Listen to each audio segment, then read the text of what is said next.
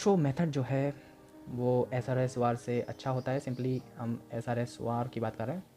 SRS वाला simple random sample without replacement, ये more efficient होता है रेशो एस्टीमेट से। सिंपल सी बात है, रेशो एस्टीमेट से अच्छा ही होगा रेशो एस्टीमेट जब हम एडवांस पढ़ रहे हैं तब। अब यहाँ पर अब हम पढ़ना क्या चाह रहे हैं, अब हम पढ़ेंगे प्रोडक्ट मेथड की ओर। यहाँ पर एक बात बनने वाली है कि एक कंडीशन होती है एस आर एस वार और रेशो के बीच में। If rho is greater than 1/2 and C X upon C Y, ये कंडीशन है। जब ये कंडीशन सेटिस्फाई करेगी तब रेशो एस्टीमेट जो है वो हमारा मोर एफिशिएंट माना जाएगा। एंड अगर रो सॉरी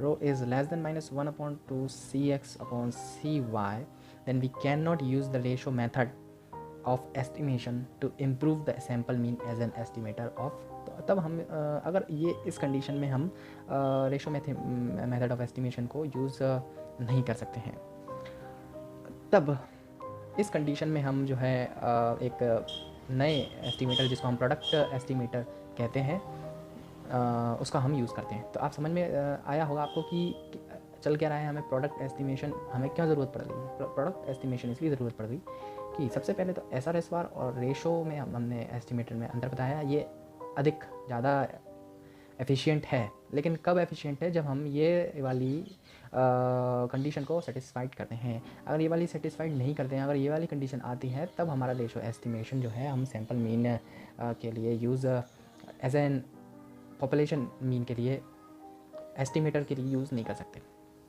तब इस कंडीशन में हमें एक नया एस्टिमेशन निकालना पड़ता है, उसका नाम है प्रोडक्ट मेथड ऑफ एस्टिमेशन। तो प्रोडक्ट मेथड में हमें कैसा इसका एस्टिमेटर होता है, तो हम इसको वाई पी से डिनोट करते हैं और यहाँ पर वाई बार अपॉन एक्स बार यहाँ पर हम लिख देते हैं। यहाँ पे ये और ये इनमें है क्या अंतर, सबसे पहले तो ये देख लेते हैं। ये जो है वो है पॉपुलेशन मीन, जो कि हमें नोन रहती है। ये है हमें पॉपुलेशन मीन, ये है स्टडी वेरिएबल, ये है स्टडी वेरिएबल, लेकिन ये है सैम्पल मीन उसका, जो हमने सैम्पल लिए होंगे। और ये वाला जो है हमें ऐसा वेरिएबल है जो हमें पहले से ही नोन रहता है, मतलब उससे रिलेटेड। जैसे हमारी स्टडी चल रही है, ये वाला स्टडी वेरिएबल है, मतलब हम जिस पर स्टडी करना चाहते हैं। और ये वाला जो वेरिएबल है, ये वेरिएबल वो है जो हमें इसकी मदद लेते हैं, जिस वेरिएबल की मदद लेके हम इसको निकालते हैं। जैसे कि हमें कोई चीज़ निकालनी है तो हम एक्स डाटा का यूज़ करके वाई डाटा को निकालेंगे। अब आगे बढ़ते हैं। अगर आप डेफिनेशन जानना चाहते हैं तो डेफिनेशन आप लिख सकते हैं प्रोडक्ट मेथड की। तो product method is of the population mean Y bar, यहाँ पे हमने डिफाइन कर ही दिया है इसको, ये इसका मेन फार्मूला है। और इसके बाद बायस के बारे में हम बात करते हैं, बायस कैसे निकालते हैं इसके। तो बायस निकालते समय आपने पिछली वीडियो में अगर देखा हो तो बायस को ऐसे निकालते हैं, आपको पता होगा। सबसे पहले तो हम इसका जो मेन एस्टिमेटर है वो लिख लेते हैं, वाई बार अपॉन एक्स बार और एक्स बार। एंड देन यहाँ पर आपको देखिए Y bar X bar upon X bar, ये जो वाई बार दिया है इसको हम लिख लेते हैं। देखिए यहाँ पे एप्सिलॉन 0 और एप्सिलॉन 1 का फॉर्मूला आप याद कर सकते हैं, Y bar minus Y bar upon Y bar. And epsilon 1 की वैल्यू है X bar minus X bar upon X bar. अब ये जो वैल्यूज़ हैं आप निकाल लीजिए। कैसे निकालेंगे, इस वैल्यूज़ को हमें इसमें पुट करना है और इसकी मदद से फिर हम अपना वैल्यू निकाल सकते हैं। तो ये करने के लिए सबसे पहले हम इसको सॉल्व कर लेते हैं। एप्सिलॉन 0 वाई बार यहाँ पे दिया हुआ है और इसके बाद वाई बार माइनस वाई बार, इस वाई बार को हम इस तरफ ले आते हैं। तो epsilon 0 Y bar plus Y bar is equal to Y bar. Okay, यहाँ कॉमन आ जाएगा तो 1 plus epsilon 0 Y bar is equal to small Y bar. ये तो हो गया अपना एक फार्मूला वाई बार के लिए, स्मॉल वाई बार के लिए। ऐसे ही सेम टू सेम इसके लिए आ जाएगा 1 प्लस एप्सिलॉन 1 एंड यहाँ पर आएगा कैपिटल एक्स बार और यहाँ पे आएगा छोटा एक्स बार। तो एक्स बार की जगह हम ये लिखेंगे और वाई बार की जगह ये लिखेंगे। तो रख देते हैं भाई, इसमें पुट करना है हमें सिंपली। बायस निकालने के लिए यही करना पड़ता है अपने को कि बायस करने सबसे पहले फार्मूला लिखेंगे एप्सिलॉन 0 और एप्सिलॉन 1 की वैल्यू लिख लेते हैं और उसमें से वैल्यू को इसमें पुट कर देते हैं। तो वाई बार और एक्स बार को हम इसमें पुट कर देंगे।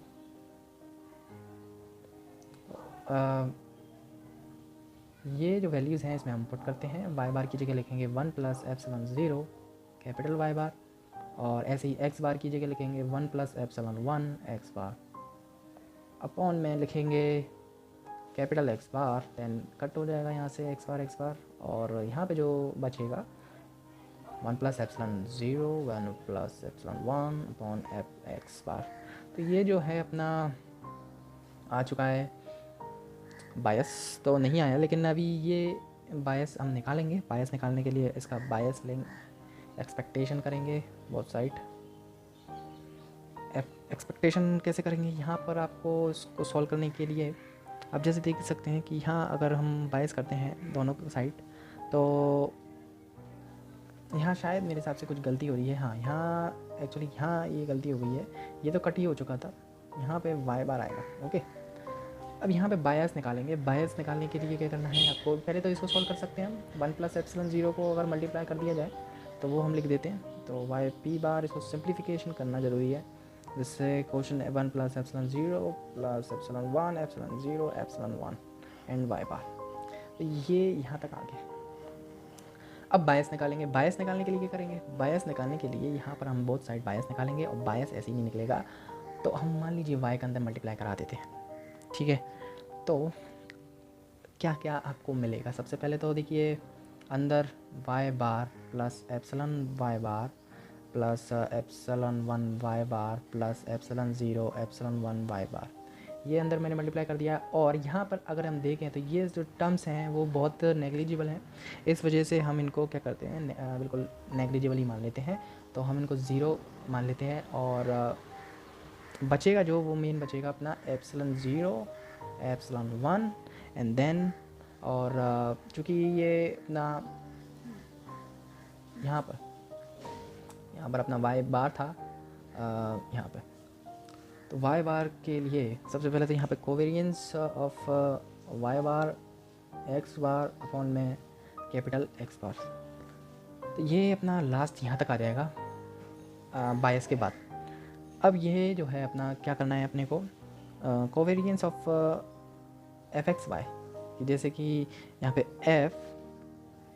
एफ अपॉन एन, और ये एक्स बार था यहाँ पे, और यहाँ पे आ जाएगा एक्स एस वाई। ठीक है, तो ये अपना लास्ट में अपना आंसर आ चुका है बायस के लिए, bias of Y P bar, Y P cap. Okay, तो F upon N S X Y upon N X bar, ये अपना बायस आ चुका है। और अगर आप चाहें तो इसको और डिक्रीज़ कर सकते हैं सैम्पल मीन के लिए। और यहाँ अब एम एस ई बारी आती है, mean square error of Y P. ये भी सिंपल टर्म्स में हम समझते हैं। सबसे पहले तो हमें करना क्या रहता है कि एम एस ई निकालना है, मीन स्क्वायर एरर निकालना है हमें वाई पी कैप का। तो E expectation of Y P cap bar minus Y bar whole square equal to, then यहाँ इसको सॉल्व कर लेंगे। सॉल्व करने के बाद आपको जो आंसर मिलेगा वो मिलेगा Y bar square expectation of epsilon 0 epsilon 1 plus epsilon 1 epsilon 2 whole square, epsilon 0 plus epsilon 1 plus epsilon 1 epsilon 2 का whole square, then Y bar square epsilon expectation of epsilon 1 square epsilon 0 square plus 2 epsilon 1 epsilon 2। तो यहाँ पर बस इतना ही था। ये हमारा approx था। तो एप्सिलॉन 1 स्क्वायर प्लस बस ये हमने क्या किया, इसका स्क्वायर किया, तो स्क्वायर करने पे ये आया है। और बस इतना सही मीन स्क्वायर एरर था। अगर हम इसको और सिंप्लीफाई करेंगे तो हम इसको लिख सकते हैं F upon N S Y square plus S X square plus R square plus 2 R S X Y. ये टर्म जो है mean square error of Y P का आ चुका है। बस ये इस वीडियो में इतना ही था। अगर और डिटेल में या और कुछ जानना चाहते हैं आप तो कमेंट कर सकते हैं। मैं आपके लिए रेडी हूँ जब भी आप चाहें। Thank you so much.